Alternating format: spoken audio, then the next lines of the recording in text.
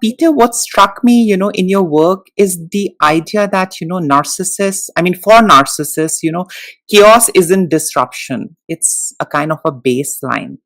And that really echoes, what I, see in my clients and, people that I have worked with, who've just known, who've not, in any ways imagined, fathomed, or known that, peace can exist without anxiety.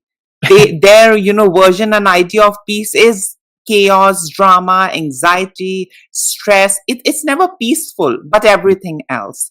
Now, you've noted narcissists often see drama as a default baseline, not an aberration. How do we help survivors reorient from chaos to emotional stability, according to you? That's a very good question, but it's also kind of difficult to answer because if you're caught in this chaos and drama long enough, your body and your nervous system actually not necessarily crave it, but it's so familiar that it feels like if it's missing, something's wrong. So oftentimes people who have survived this form of abuse will think that once they have peace, they actually experience the peace or the calm as boredom. They feel like they're bored.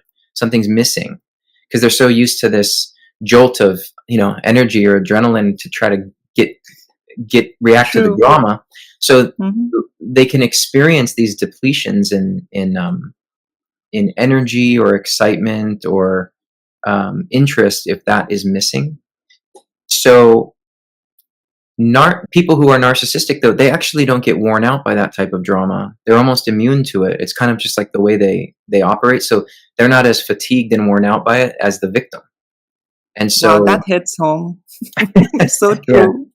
Yeah. So that's why they can do it for sustained periods of time, is they can live in this drama state, whereas the survivor is like trying to be reasonable and problem solve.